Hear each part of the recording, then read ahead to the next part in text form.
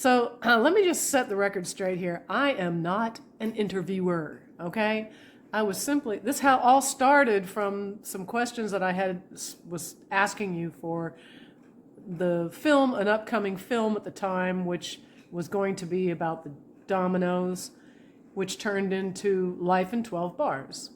Yeah. So I was just asking you questions because they wanted to get all kinds of different information from you regarding the dominoes. So that's where it all started. Yeah. I'm not an interviewer, people, so don't think that I am. I am not an interviewer. We are just simply, I'm asking questions that you may or may not like. I don't really care.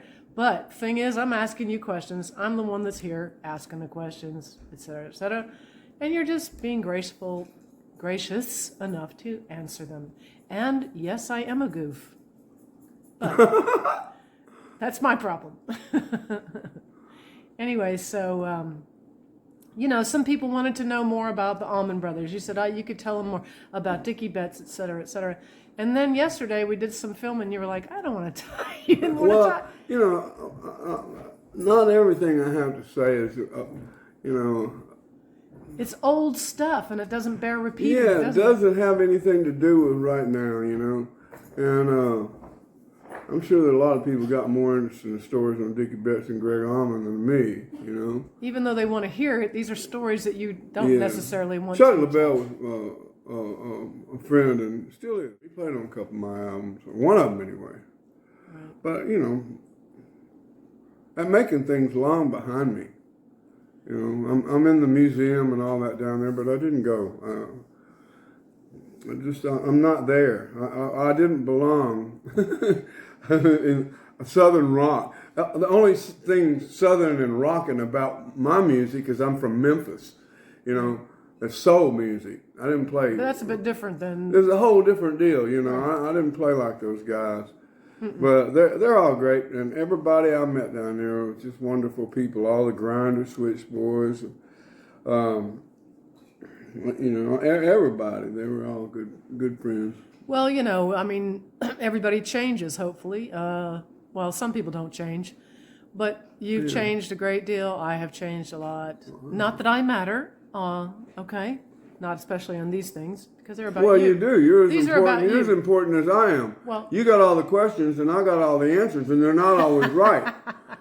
Sometimes, like, I don't hit the mark on them. I'm not real clear. Let me bring this up, about Stephen Stills playing bass on Let It Rain.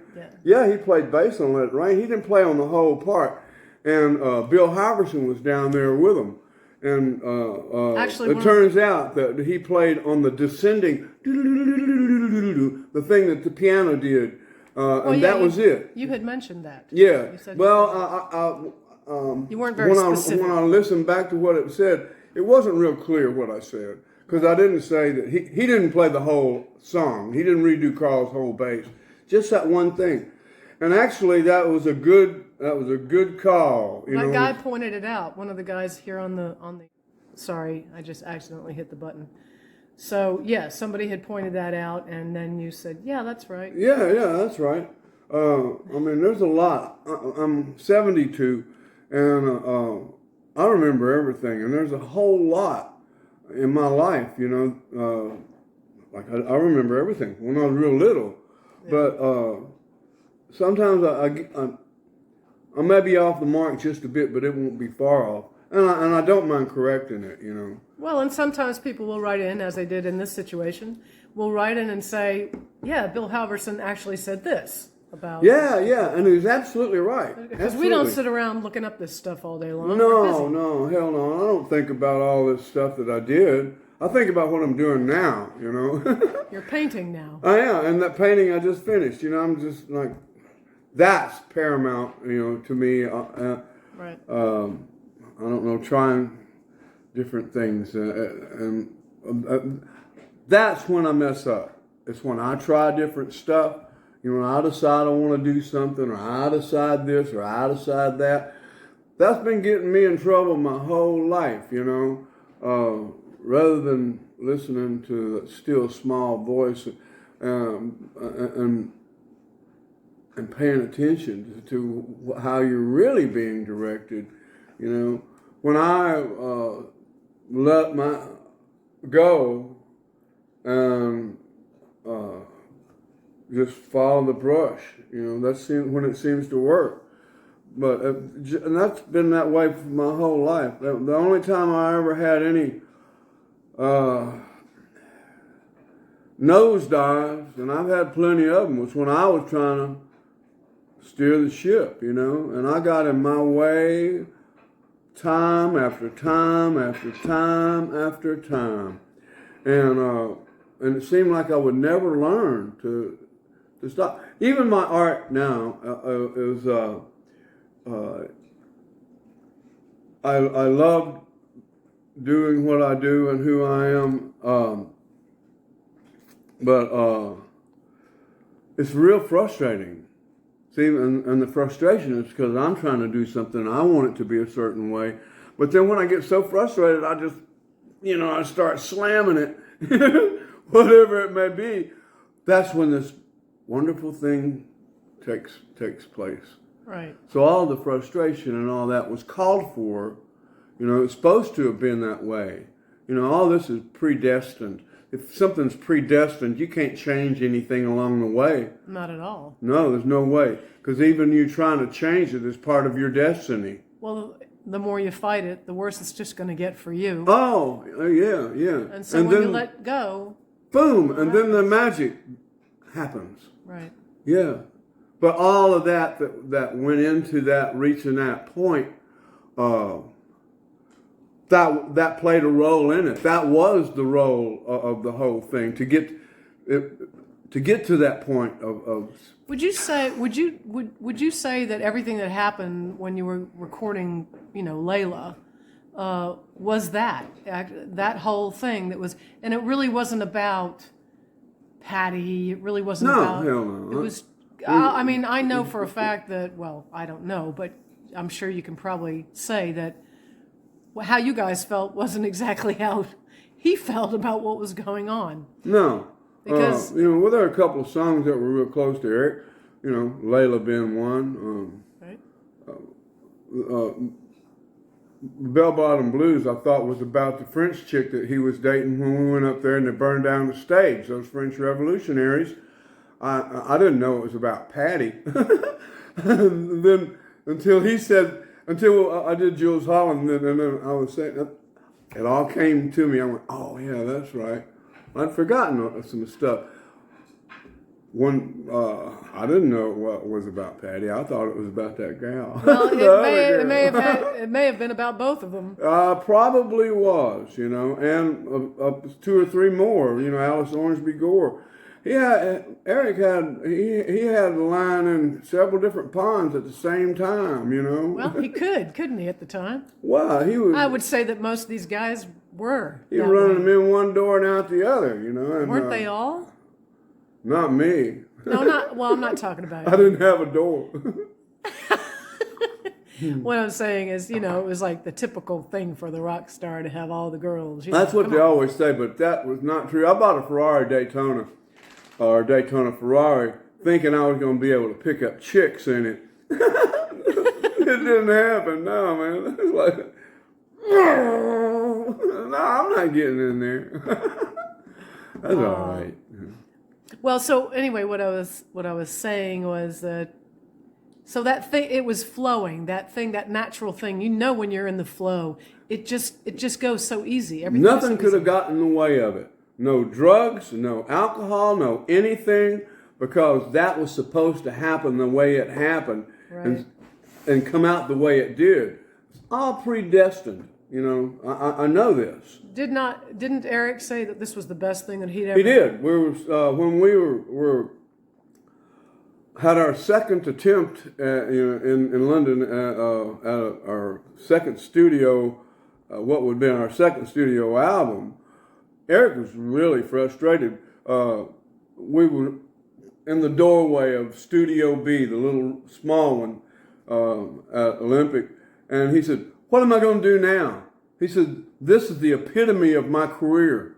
Right. Well, I got it. I just said, let's just go write some more songs and carry on, you know, because Jim was going somewhere, Carl was going back to Leon. I said, let's get some folks and do our thing, you know. But he didn't see it. He had to go close the door, you know, and that's all right. That's all right. Like I said, that was part of that destiny too, you know. Right. Because here he is doing what he's doing. Right. And he's out there in the front, you know, with the big band and stuff. I mean, really, in essence, no sweat set. Everything he does is a no sweat set now. the band, the record, it was a one-time deal because really, I just don't see it. It couldn't have lasted beyond that. I don't think. No, not that particular band anyway. Right. You know? Well, no, everything was supposed to be the way that it was and is now. You know, because every step that I've taken in my life has led me to sitting across the table from you every morning. You know, Are you happy? A wonderful place to be. Are you a happy man? I'm a happy man. You know, I really am. Boy, we got a lot of great things are happening for us. That you know, I mean, you're going to be doing movie scores and stuff like this, and man, that's awesome, you know. Yeah, you're incredible. And if everybody doesn't know it, she's the one in this house that's got all the cards, holding all the cards, you know. But that's true, you know. We've got a lot going on, and this is a creative empire here in this little place where we live, you know, with our little critters and you know. So the stories that you had mentioned that you were going to talk about, now you've retracted that. You haven't got, unless something comes up that you want to say something about Dickie Betts, about the Hellmans, about Steven Starr. I got to be quite honest. I'm really kind of wore out talking about the Allman Brothers. I really am. Dwayne. Dickie Greg, Dwayne, Dickie Greg. Like, Patty. You know. And it doesn't matter what I say. People are going to believe whatever the hell they want to believe anyway. That's not my problem. You know, I've been trying to be accommodating about this mess for 50 years. I'm over it. I'm done. You know, Allman Brothers, you know, they're no more. Well, they have anything to do with you, so you didn't share. You didn't share any time together, really, and not much. I mean, Dwayne and I were friends. Yes. And we played on a couple of records together. You know, Delaney and Bonnie's, to do Bonnie from Delaney, and the Layla album. I do know this, that you cannot say Dwayne's name without getting into trouble somehow or another. No, hell no. They don't like the way I say it. You know, all those Dwayne folks.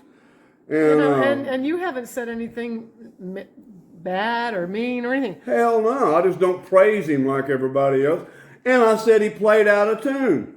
I mean, that's historical fact now. Well, you know, it's pretty much a hysterical fact. You know you're going to get into deep trouble for just saying that. I do not care. I've been in deeper trouble for a lot worse things than saying Dwayne plays out of tune. You know, if Dwayne had not been on the record, it would have still been a great record because Eric Clapton played slide in tune. I really don't even want to go there. No, I didn't either, but I'm glad we did. Now we can leave. You know? All right. Yeah, I'm tired of talking about Dwayne and Allman Brothers. You know, I can't help that either. My arms, I don't do exercise and stuff like I used to. I don't work out, sling bales of hay and stuff. No. Okay.